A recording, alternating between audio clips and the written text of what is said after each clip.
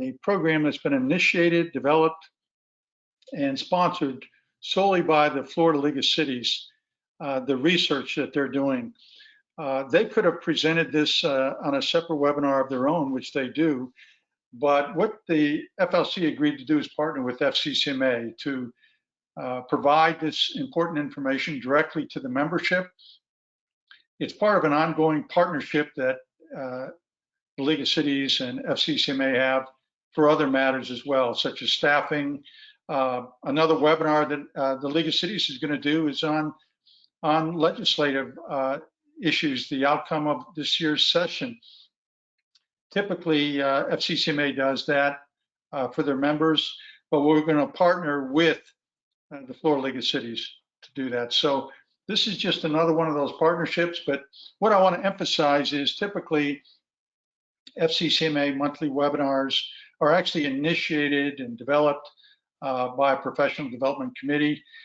This one here, the League of Cities has really put their resources into this to provide this important data for the membership. And the person who's going to be presenting it is someone has been a lead researcher and done this work. I don't know if Mike or Dina, if we've been able to work out that technical issue with Rick or not. Can you help me with that? Not quite yet, Bob. We do have Chris Hawley on the line. Okay, well, what I'd like to do, maybe we can flip to the PowerPoint presentation, if you don't mind, and so that the attendees can at least see that. And that, I know that's not Chris. Good looking guy, but that's not Chris. But if we can get the PowerPoint up there too, I think that will help guide the discussion. Chris, can you hear me?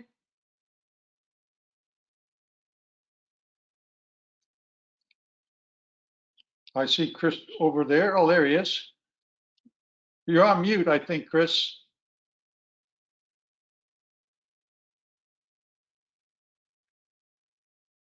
You coming across okay now? Chris, I think I'm unmuted now. There you are. Okay, good.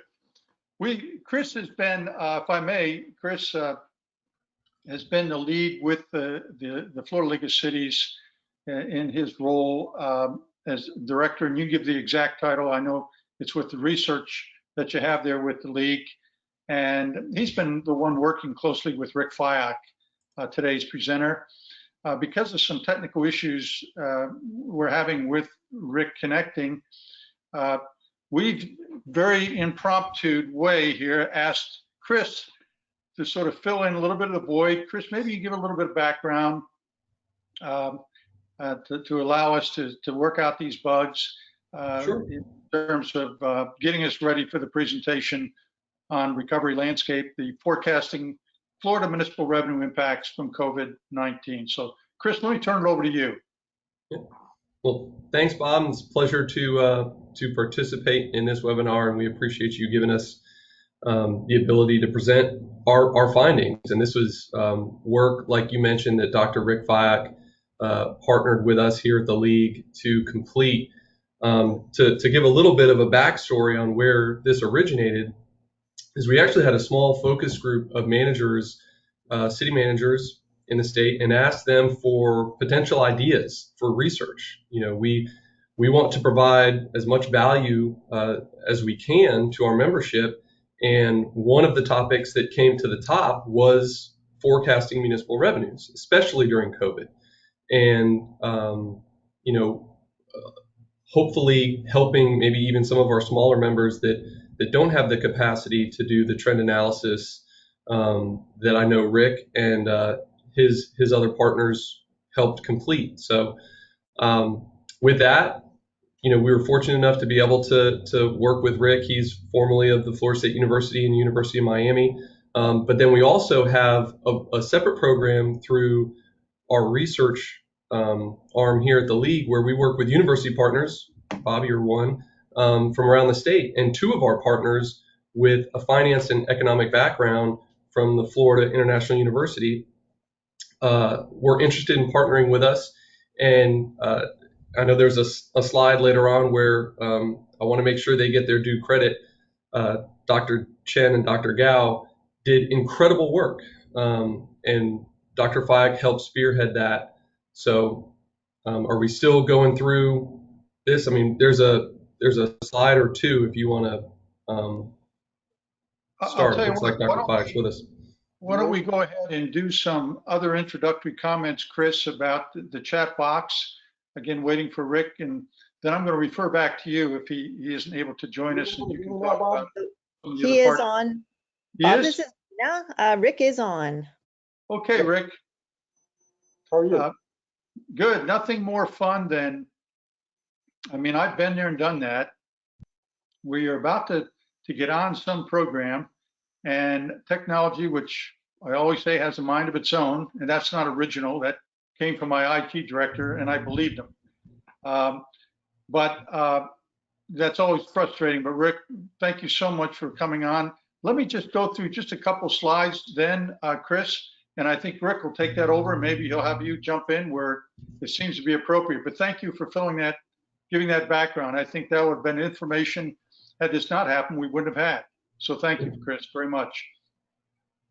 Let me jump on to, I don't even think I introduced myself for those who don't know me. My name is Bob Lee, and I have the pleasure of hosting the FCCMA webinars. And on the line with me, you heard some voices, Dina Hurst, Dr. Dina Hurst, and Mr. Mike Ryko, both employed with the John Scott Daly Florida Institute of Government. And they're the ones who actually assist us with our technology needs. And without them, we wouldn't have Rick, Chris, or me on this webinar today. So we thank them for that support. I would like to move ahead, Mike, if you wouldn't mind just going ahead and moving the slide, or Dina, to mention who our partners are with FCCMA webinars generally. Again, this is a Florida League of Cities program today, but since it is an FCCMA webinar, let me acknowledge at least the League of Cities for their ongoing support, the Center for Local Government Excellence, the John Scott Daly Florida Institute of Government, FCCMA, of course, but two corporate sponsors, Government Services Group and Strategic Government Resources. Both have been valid and very supportive partners of the City and County Managers Association here in Florida, and we appreciate their ongoing support for these webinars. Next, I'd like to just briefly talk about the chat box for those who want to send in any questions for Rick or any comments. If you look in the lower right-hand side of your screen, the box is there where it says chat. You'll be able to type in your question and send that in, and we'll make sure it's addressed by either Rick, or I may pose it if he's involved in something with his presentation where he doesn't pick up your question, but we'll make sure it gets addressed today. So with those real brief comments, and again, for those who haven't attended one before, hopefully that chat box will be a good tool that you be able to take advantage of. Let me at this time introduce our presenter, Dr. Rick Feiock. Rick, I've had the pleasure of knowing for about 14 years now, and there's no one that I know that's better at conducting research, particularly that pertaining to local governments, than Rick. So we're honored to have him. I don't see a slide up there. Mike, if we could move that. So I think we have a picture of him, and he may want to present. There he is on the left, and you just saw Chris. But Rick, I'm going to turn it over to you. If you wouldn't mind, just spend maybe 20 seconds introducing yourself, and then get right into the presentation so that we don't take up any more time with introductory comments like I had. Thanks, Rick. Sounds great. And thank you, Bob, and thank you, Chris, for covering that. And Bob, if I start repeating anything that Chris said, please stop me. Chris Hawley directs the research innovation for Florida League of Cities, and he's sort of the brainchild behind this report and the the agenda that the Florida League of Cities has ongoing to assist local governments in dealing with the pandemic and recovery. And on the left, that's me. My background, I've done consulting work for a long time, but I was an academic at both University of Miami and Florida State University, where my career and Bob's coincided. We also I've got two co-authors on this research, as Chris mentioned. If we move to the next slide.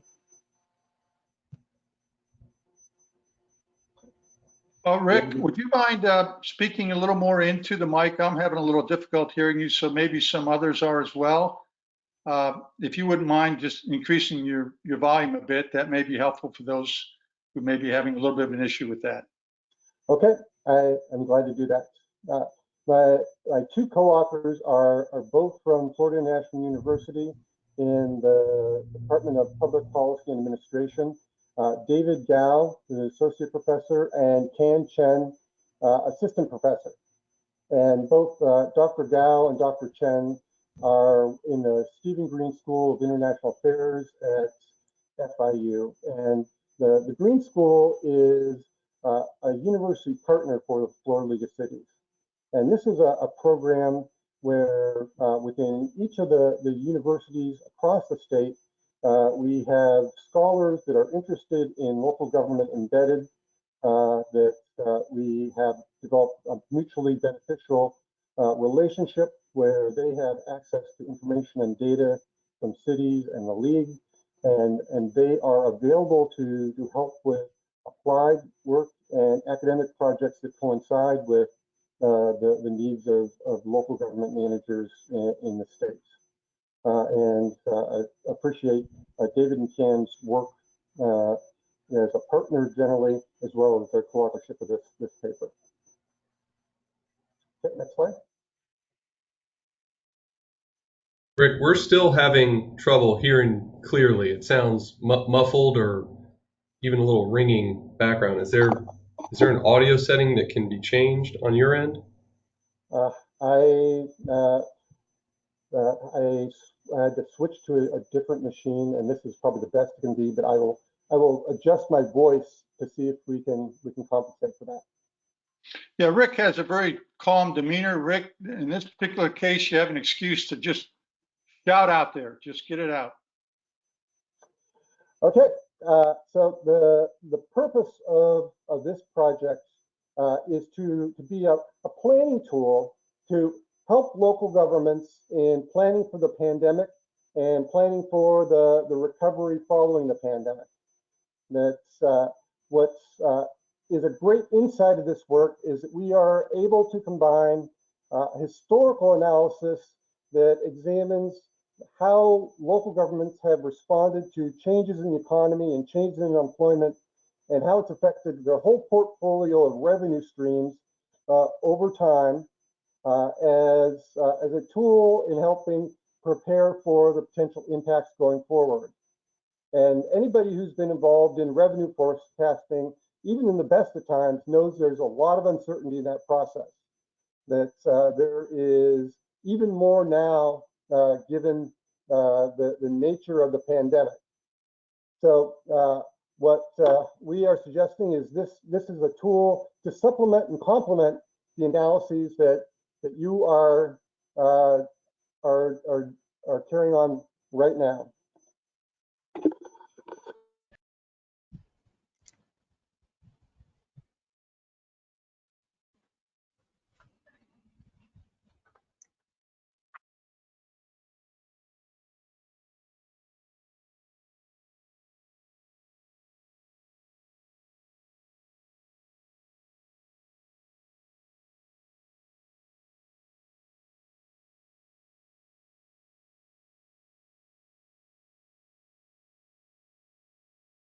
Rick, did we lose you?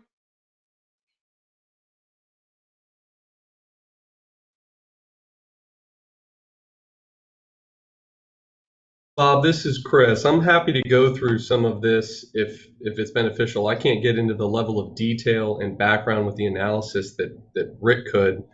Yeah, I think so. But I think that would be helpful today. And I apologize to everybody that there's some connection problems here. But I think that would be helpful. I know you've been working very closely with Rick, and you can give an overview. I think part of the materials tab, we do have the details of the report, which they'll be able to take away. But I think if you can provide some general overview, that would be very helpful, Chris. And if Rick can join us, then that will be fine as well. Yeah, and if Rick, if there's a way that he can log off and log back on, and that helps, great. But as Bob said, and maybe we drop it in the chat here, or I can a little later, we have links to where these reports are available online. There's 3 versions of the report. There's a 1-page summary of just the key findings that came out of the report. There's a kind of a 5-page executive summary that gets into some of the analysis that broke down by population or region. And then there's the full report that's a 20-page, the background. There's, the methodology that was used, and appendices for some of the data. So, and we also have one of the co-authors, David Gao, here I see on the chat, that could answer any questions if we get through it. But Mike, why don't you go ahead and move it over to the next slide.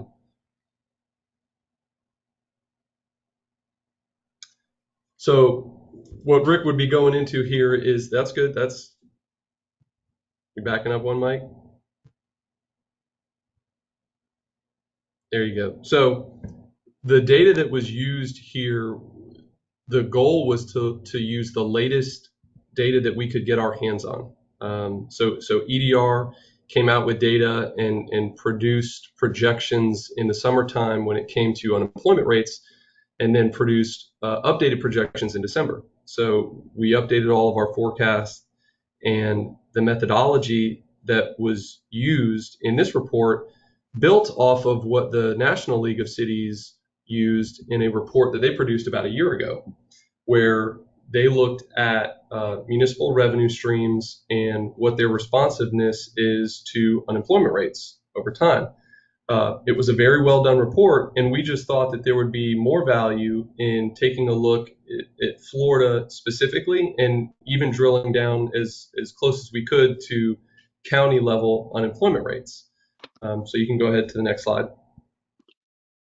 And the work that Dr. Gao and Dr. Chen did with Rick really built the model for Florida by looking at 21 different municipal revenue categories, and looking at trends over an 11-year period of how those revenue categories responded to unemployment rates. And what they did is built a coefficient then that they could use as EDR produced future unemployment rate projections. So one note on property values here is that for the fiscal year 2021, as most on this webinar is probably aware, the residential housing market has been quite strong. So there wasn't a need currently for us to forecast those declines, and also we know that there would be a lag in seeing those types of impacts.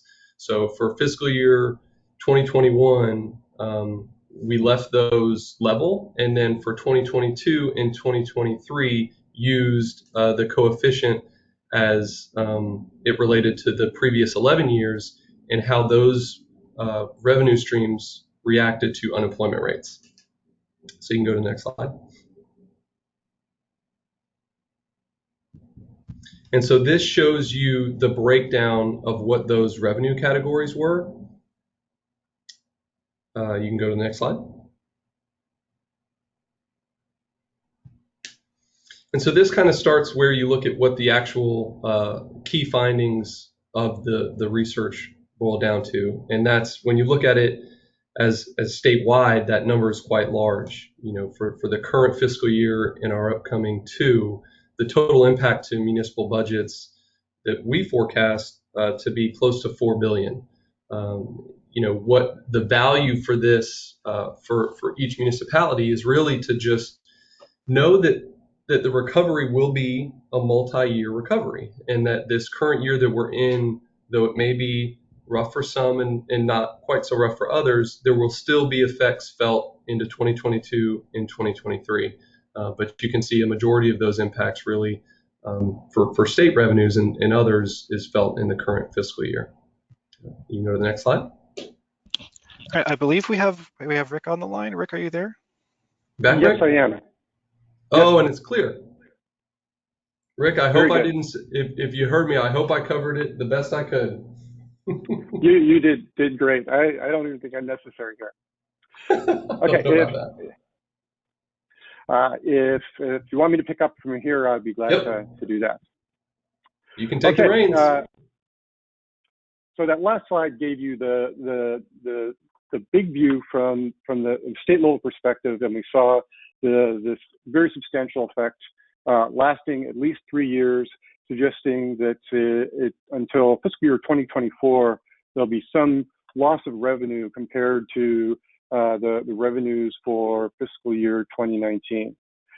On this slide here, we take it down to the municipal level and look at the mean or the average revenue loss across all cities for each of the next 3 fiscal years, and also the amount of variation statewide among the 411 cities in the revenue losses. And if we start there, we see there's a tremendous amount of variation. In fiscal year 2021, we have some that are close to 20% revenue decline, and there's also a few that are actually have increases in revenue. Almost all cities are somewhere compacted between those 2 extremes. And this slide gives you the 25th, 50th, and 75th percentile to see what that distribution is. Okay. And as you click return on that slide, it highlights the means for each year. And so for this fiscal year, the average revenue decline across all municipalities is expected to be about 3%, about 2.8% in 2022, and about 1.9% for fiscal year 2023. If we move to the next slide, we see that around those means, there's a tremendous amount of variation. And this provides a way to visualize it. For instance, in fiscal year 2021, the mean revenue loss is about 3%, and most cities cluster around that in a range from 0 to about 5%.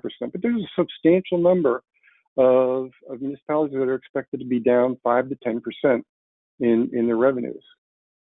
As we move to fiscal year 22 and 23, what we see is the revenue loss is less, and also the range is compacted as well. There's less variation around that mean. Okay, and we next look at the regional variation, and here we find some pretty stunning effects. And I guess not entirely surprising, we find that the least impact is in the northern part of the states. And in fact, in the Panhandle, in the Northwest, it's down only about 1% in fiscal year 2021. The losses increase generally as we move southward, and what we find is in the Southeast and the Southwest in fiscal year 2021, we have some substantial revenue losses, and you can see 5.62 there in the Southwest is projected for this fiscal year. The next slide looks at this over time. So the fiscal year 2021 is the same information that we saw displayed on the map. We then extend this out and look at the forecast for 22 and 23 as a way of charting the course, of seeing what the trends are across regions for the 3-year period.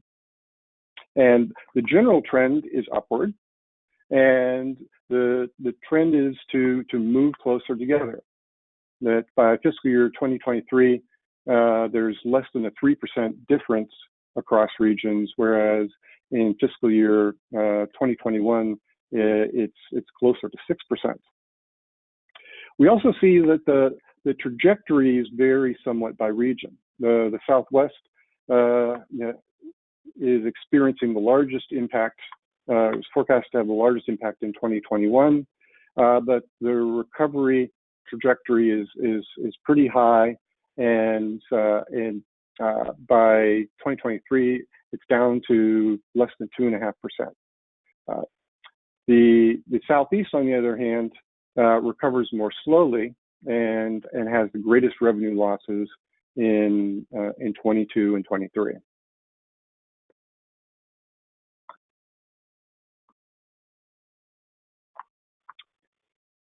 We were also able to break down the impacts by city size, by population size, and the results here are just as interesting and dramatic because there is so much variation. It's what we find is in small cities, municipal governments less than 5,000, that the impacts are relatively modest. Around 2% or under 2% for the 3-year period, and the magnitude of the revenue losses parallels the size of the municipality up to 100,000 and over, where we see 3 times the impact in fiscal year 2021, with an average revenue loss of over 6% forecast.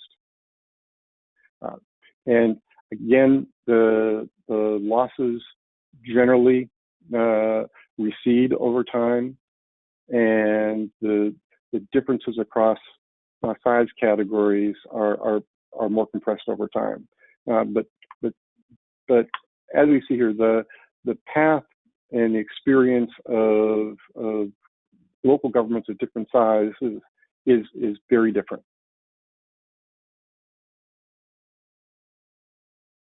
The next slide provides a visualization of the variation here. And what's interesting, we saw the differences across regions, but within regions, there's a lot of variation.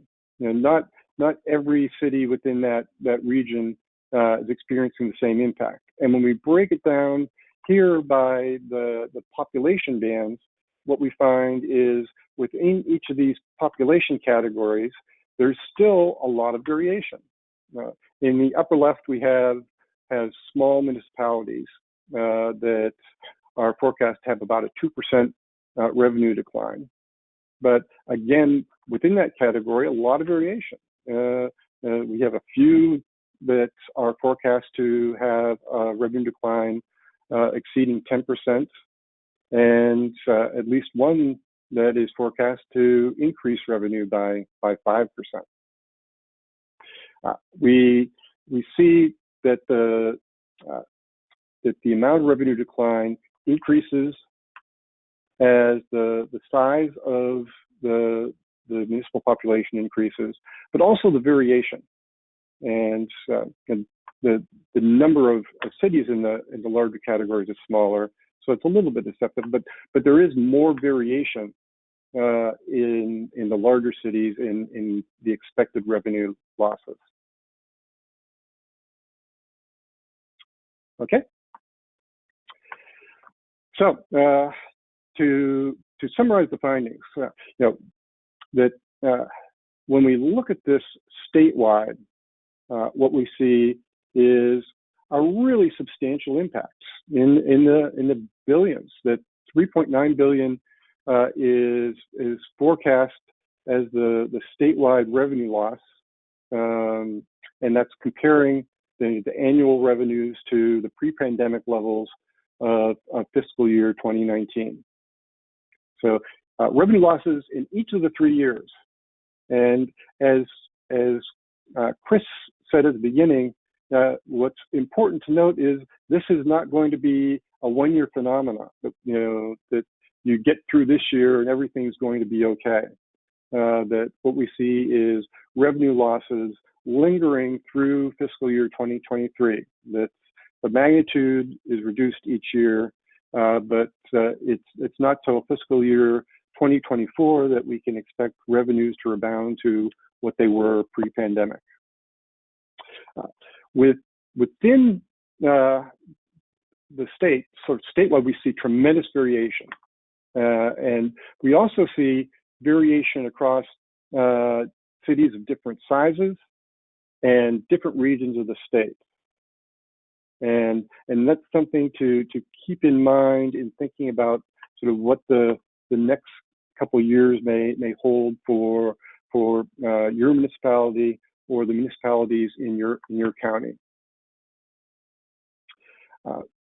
In addition to variation across regions and population, we see variation within those categories, and statewide, tremendous variation. And as we mentioned early on, sometimes as large as 20%.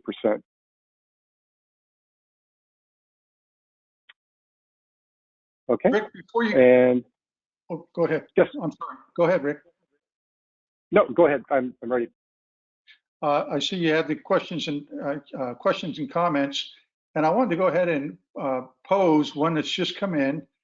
It's going to be a two-part request to you. One is, the question has to do with, can a specific jurisdiction receive the data specific to their city, and if so, how? And then second, because of some audio challenges we had at the beginning, would you be able to talk a little bit about how the data was collected, some of the assumptions that were made, because great statistics, but I think maybe a quick review of that may be helpful for some of the attendees. But one of the questions dealt specifically with their jurisdiction. Okay.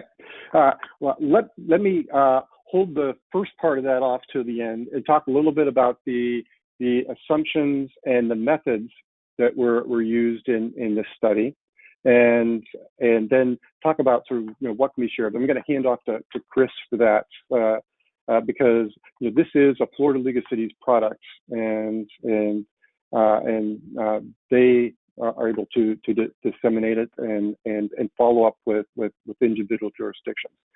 Okay. But to start out with the methods, that we borrowed heavily from a report that the Florida League of Cities did last summer, and many of you might have seen that early in the pandemic, when there's no information at all out there, they put something out that at least provided some guidance to what the next few years might hold. That they used a methodology that linked the projected revenues to forecasts of unemployment. They did this for an aggregate of all the local governments within each of the states, and used high-level data to do this. This is valuable, and it's a good methodology, and we build on it. But we're able to take this down to the local level because we can take advantage of the rich data that Florida Economic and Demographic Research has available. That we were able to break this down into 21 revenue categories as opposed to 3 categories that the league looked at. We use local data rather than state and national data. And instead of assuming a specific responsiveness to changes in unemployment, we were able to historically analyze how different revenue streams across those 21 categories responded to changes in unemployment in Florida cities in the past. And so for each city, we examined the relationship across all 21 of those revenue categories for 11 years, and developed coefficients of responsiveness for each of those revenue streams. then again, using that EDR data, we were able to examine, what was the portfolio of revenues for each municipality, what budget share was each revenue stream, and weight it by that coefficient. And then the key to the forecast is the forecast of unemployment. We relied on EDR's estimating conferences, and they've done this a couple times during the pandemic. The most recent one right at the end of the year, and that's what we use for our baseline to project out unemployment for the next 2 years. We decompose that then to the county level, and we're able to link that to our coefficients of responsiveness to make our projections. And a couple caveats that Chris may have mentioned already. With the EDR actually did local level revenue estimates for the sales-based revenues, and so we were able to use that to project 2021 based upon their forecast, and then we used that forecast, and a proportion of that decline was estimated for the following years. So maybe more detail than you were looking for, but that, I think, as concisely as I can, sort of summarizes the process of pulling together the forecast. And I'm going to hand it over to Chris if he's still on here to talk about the services that the League then can provide for those that are interested. Absolutely. Thanks, Rick. And very well done on the presentation. And congratulations to you and Dr. Chen and Dr. Gao for the work that you completed on this report. And I've, in the chat portion, I let everyone know there was a request, but anyone interested in their individual data can email me. And if Mike, if you want to go forward, I think it's 2 or 3 slides, you've got my contact information on there. It's C for Chris, Hawley, HOLLEY at flcities.com. And there's also, I put in the chat a link to where the 3 versions of the reports can be found. So if you go to the flcities.com website, and there's a drop down on the left where you can go to research and resources and FLC reports, and this is on there, but I put that link in the chat.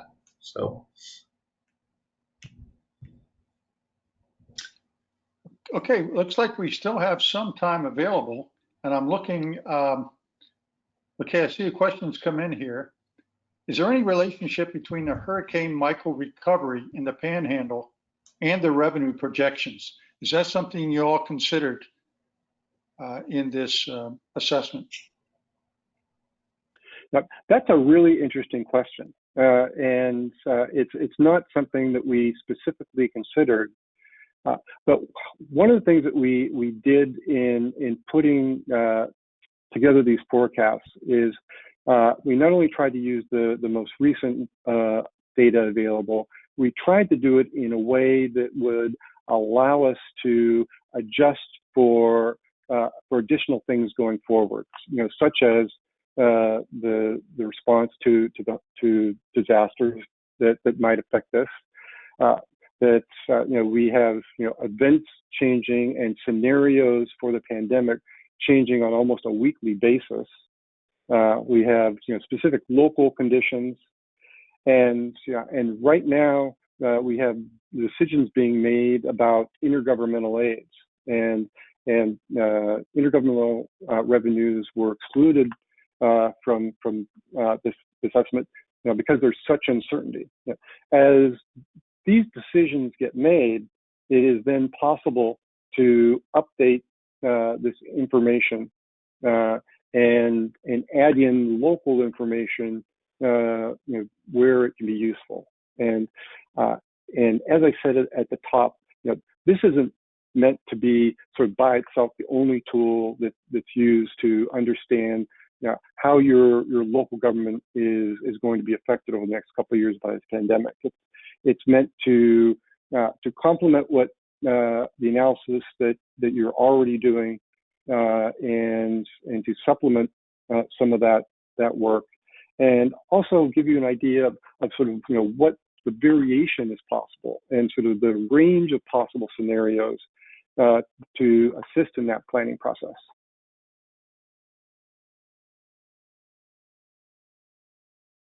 Thanks, Rick. I don't see any other questions that are coming in. Is there any aspect of this that you may have glossed over due to what you thought maybe time constraints? Yeah, I was going to a little more time on, both either Chris or Rick. Yeah, Bob, I was going to ask if we could go back a slide or two here and show the coefficients, because we've already begun to receive emails here about requesting an individual municipality's data. And Rick, if you could explain for those on here how each projection was made and how those coefficients here, if you don't mind going through Appendix A and Appendix B, because that's what each city would receive, is kind of the breakdown where your coefficients are, so that you could plug in your own figures and see your forecast be developed. So okay. And before I do that, in talking about how you can adjust and adapt these estimates going forward, what we assumed is no other major events are happening. So it's meant to be sort of a generic forecast that can be adjusted for future change in events. That the appendices to the report itself go through how we came up with our decomposition of local unemployment, and then how we calculated the coefficients of responsiveness. That Florida EDR provides, through their economic estimating conference, projections of unemployment out 3 years. And we use that, but that's a statewide estimate. And generally what's done in these circumstances where you need county level data, and even with municipalities, we use county unemployment, first because that's the level that's available historically, but also the labor pool for cities goes beyond the municipal boundaries, and so county is the unit of choice. The typical way you would do that is just for the last year, how did the county unemployment compare to the statewide employment? Was it 90% of that number? Was 110% of that number? And that's what we use, because over a year's period, historically that's remained pretty stable. But during the pandemic, it was not stable at all. Some counties were much more affected than others by closures, by the health impacts, by the nature of their economic base. And so what we tried to do in decomposing it was taking into account the uniqueness of that last year. And so for 2021, we were able to use the trend from the actual data for 2020.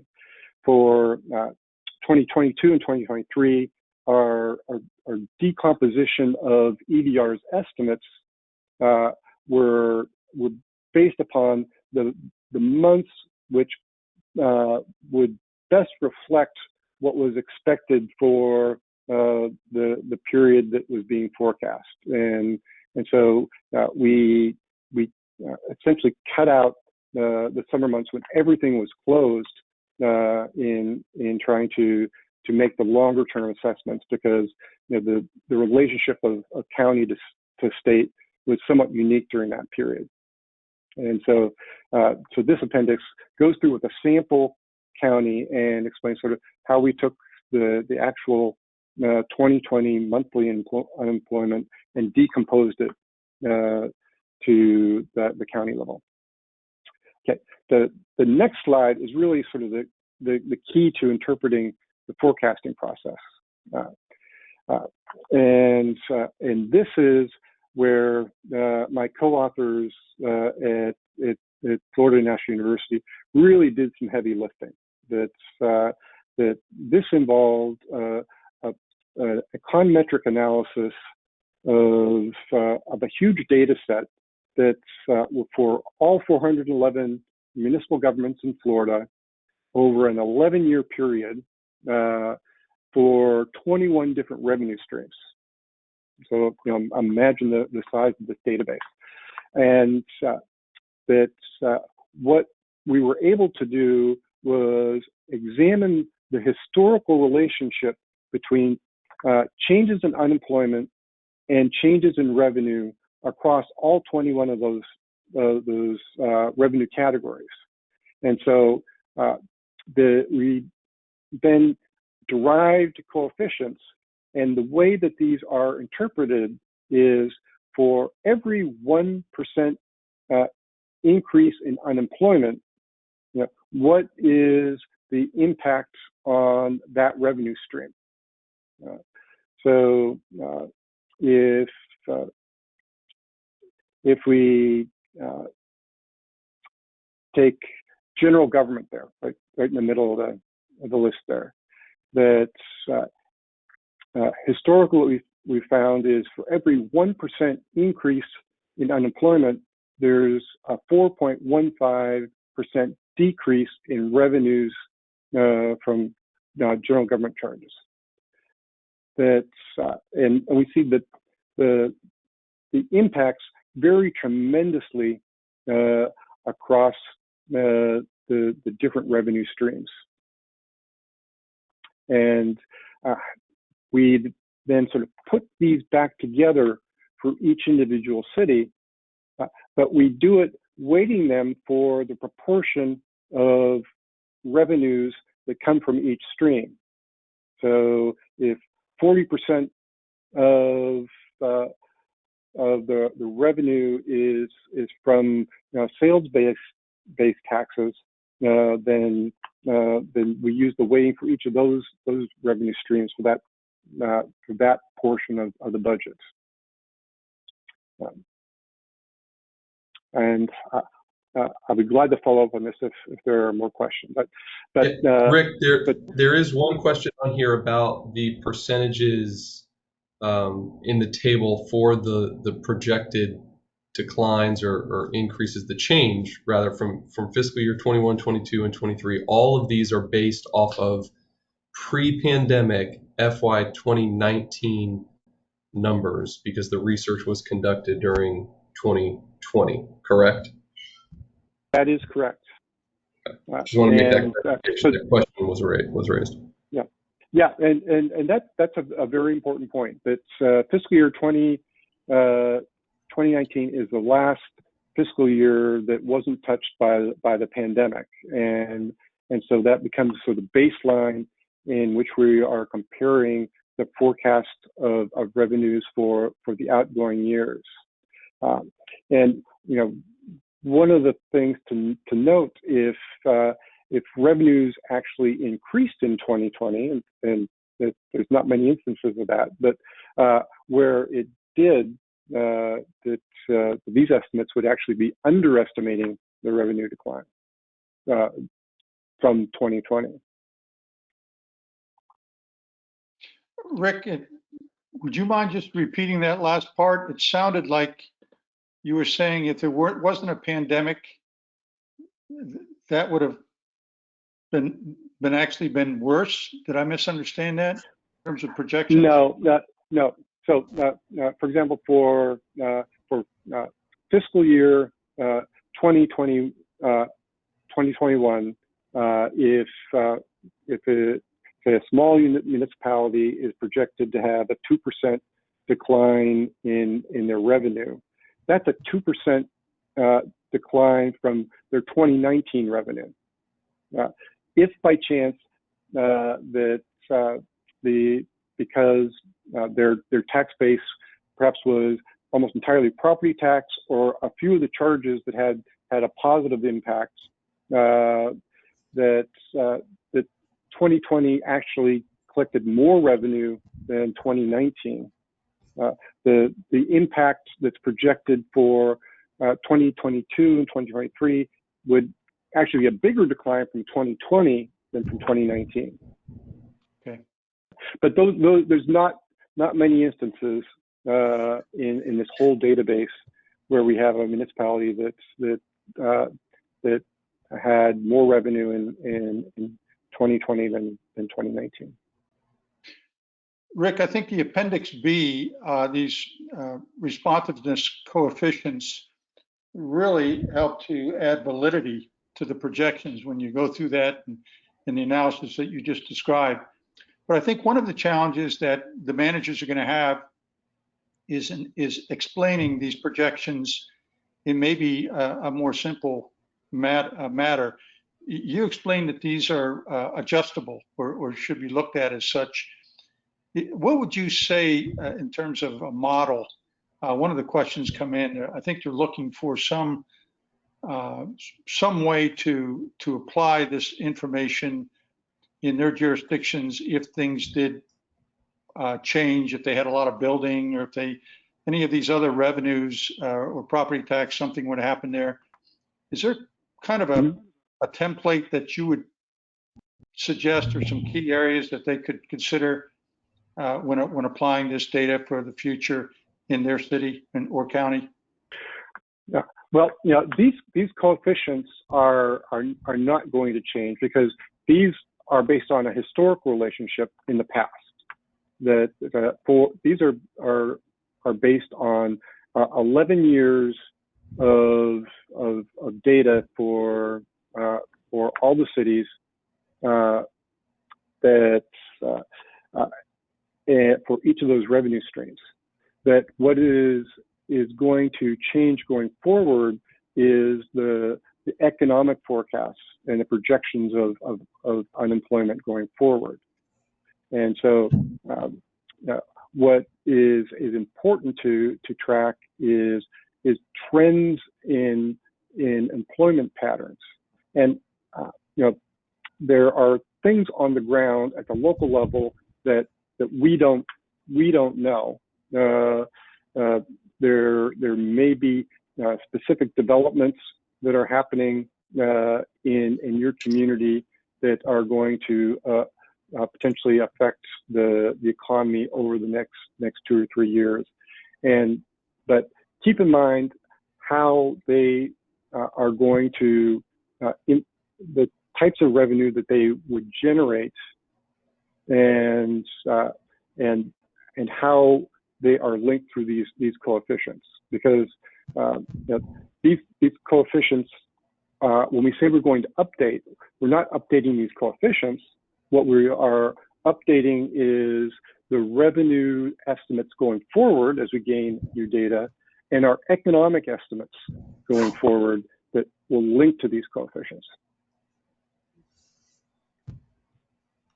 Thanks, Rick. Let me pose another question here, and I see one that's been posed by one of the attendees. I will present it. I think you may have covered it just now, but because it gets very specific. And it says on the slide, why would public safety be down 2.1% versus 0.67% for cultural recreational? For us, Parks and Recreation was a big loser in these charges due to closures. And I think you covered that, but do you want to add anything further about that question? Yeah, but because they are historically based, they are taking into account the effect of the economy on revenues. In addition to that, the pandemic recession was exceptional in the way that it affected certain sectors over others, and that's in part why with the coefficients that have asterisks beside them that are close to zero and and relatively small. These are the sales related expenditures or revenues that were dramatically affected. We didn't use the coefficients for these. We used the actual 20 to 21 change based upon EDR's forecast, because there was a special unique effect on those revenues. That over time we expect the relationship to come closer to these coefficients. But if there are revenue streams that are affected by a specific event, especially a community-specific event, you shouldn't just sort of plug in these numbers. That you need to think about, is the historical trend built upon the relationship between the economy and this revenue stream applicable in this circumstance? For most of these categories, it is. What we pulled out and treated differently for this analysis is the sales collected revenues and the property tax revenues, which performed differently, and the revenue collections over 2020 show that they performed differently than historically they have in times of recession.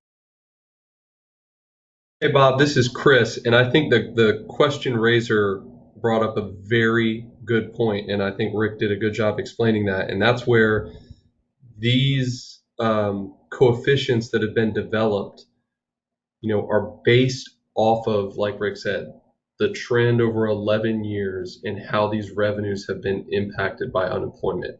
If you have a specific revenue stream with a scenario that's unique to your municipality, you tweak your revenue projection in that particular location or for that particular revenue, and then use the rest of this information here to supplement, use that trend analysis where you may not have that specific event that affects that one revenue stream.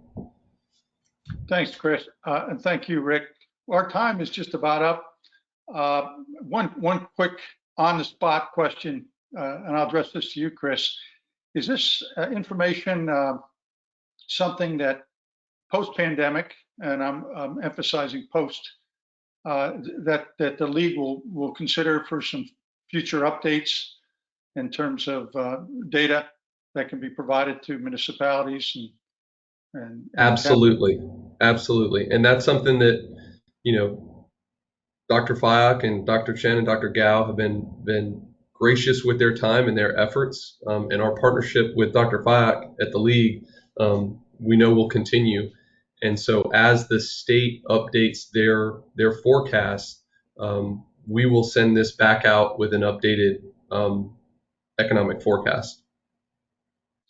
Thanks, Chris. Appreciate that. And our time is about up. Just let me echo again, thank you both, Chris Hawley and Rick Feiock, Dr. Rick Feiock, for your work on this. It's been a lot of time spent on it. And Rick, please express the appreciation to also your colleagues at FIU who did a lot of the legwork that you said, particularly on the appendixes that you covered. With that, I will indeed. And Rick, also thanks for your flexibility. And Mike and Dina particularly want to thank you today for working with Rick and us all on some technical issues, technology issues we've had, and to enable us to get going here. And then finally, thank you to the attendees. We had well over 100 people on the webinar today, some very good questions and some helpful tips in terms of getting our technology so that we were in good shape here. So with that, thank you all for your participation. And with that, I guess we're adjourned. Thanks for hosting us, Bob. Welcome. Thank you very much. Appreciate it.